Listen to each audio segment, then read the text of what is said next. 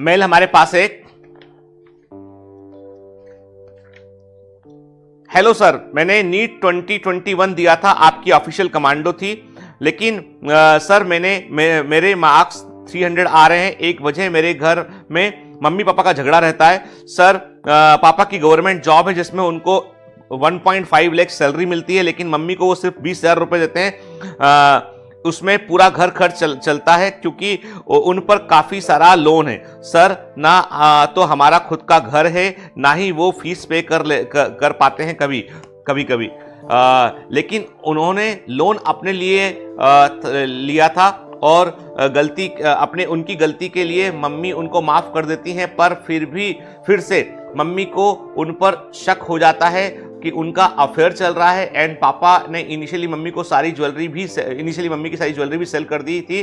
पापा कहते हैं कि अब उनका कोई अफेयर नहीं है, लेकिन पापा से अब भी कोई पैसा मांगता है तो वो कोई फेस्टिवल हो, मम्मी पापा के फोन पे चेक करती रहती है। लेकिन जब भी पापा से बात करूं तो वो मुझे इमोशनली बोलते हैं कि कुछ नहीं है सर। मैं इस डायलेमा में रहती हूं और स्ट्रेसफुल रहती हूं, जिससे मैं साल में कई बार ये बात उठने पर मेरा रूटीन बिगड़ जाता है। इसलिए इस सब से बाहर आने के लिए मैं YouTube से डिस्ट्रैक्ट हो गई।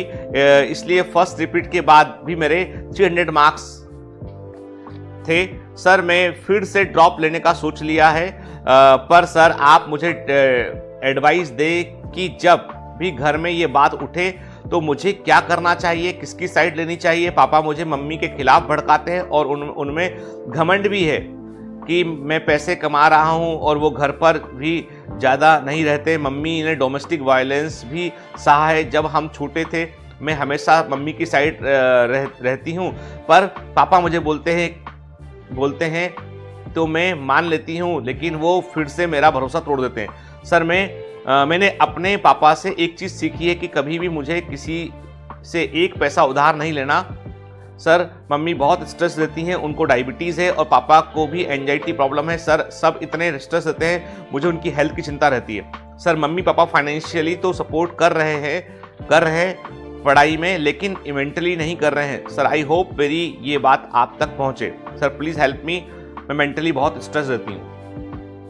अब ये डोमेस्टिक वायलेंस का जो इश्यू है और जो फाइनेंशियल मिसमैनेजमेंट का इश्यू, ये भी बड़ा कॉमन है।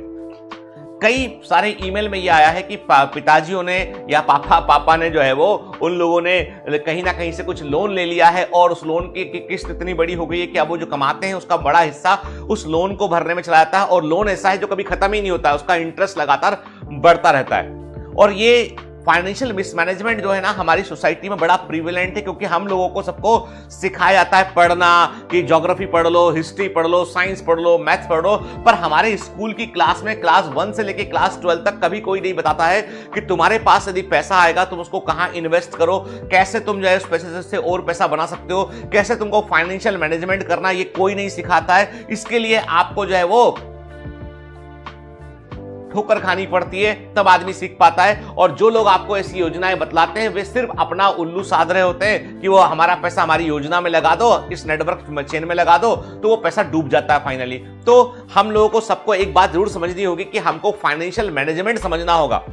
तो मैं सोचता हूं कि मैं कभी एक सेशन लूंगा इसमें कि आपके पास यदि पैसे आते हैं तो उसको कैसे आप इन्वेस्ट करें, कैसे उनको आप ग्रो कर सकते हैं, इस पर हम कभी बात करेंगे। तो अभी जो आपका मुद्दा यह है कि फादर अच्छी सर्विस में है, बढ़िया सैलरी मिलती है उनको, लेकिन वो मम्मी को घर खर्च कम देते हैं क्योंकि कर्जा बहुत सारा उसमें, और उनके बीच झगड़ा होता है इस बात को लेकर। तो आपको क्या करना चाहिए? आपको एक डिसीजन लेना है कि you should not be the part of that problem. क्योंकि कारण यह है कि यदि मम्मी पापा से झगड़ा कर रही है, पापा मम्मी झगड़ा कर रहे हैं और तुम दोनों में से किसी एक का साइड ले रहे हो, तो उसमें प्रॉब्लम यह होती है कि तुम्हारा वक्त बर्बाद होता है।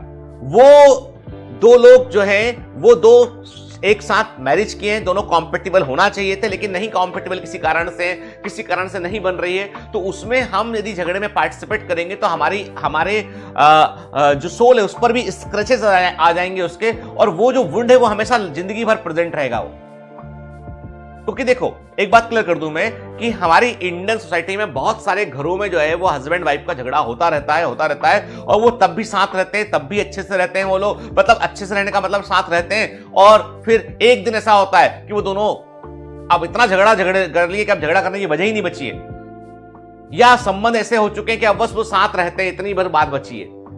तो वैसे में बच्चों का फ्यूचर अफेक्ट हो, ये थोड़ी सी सीरियस बात होती है। तो मैं आपसे यही बोलूंगा कि आपको ये सोचना है, यदि आप मम्मी के बारे में सोचती हैं, आपको ये सोचना है कि आपको फाइनेंशियली स्ट्रांग बनना है, आपको कुछ अच्छा करना है, जल्दी से जल्दी उसको अचीव कीजिए, अपना एजुकेशन पूरा कीजिए, अचीव कीजिए उसको, और घर वालों को सपोर्ट कीजिए। आपको लगता है डोमेस्टिक वायलेंस ज्यादा हो रहा है तो मम्मी को अपने साथ रखिएगा आप उसमें। और आपको बता दूं, ऐसे लोग जो होते हैं, जैसे आपने बताया आपके फादर के बारे में, ऐसे लोगों की खास बात जो मैंने देखी है, जब जैसे घर में कोई फाइनेंशियल इंडिपेंडेंट होता है, जैसे आप कमाने लगी, ठीक है, आपका अर्निंग होने लगा, तो वो आपसे अलग तरीके से बात करेंगे।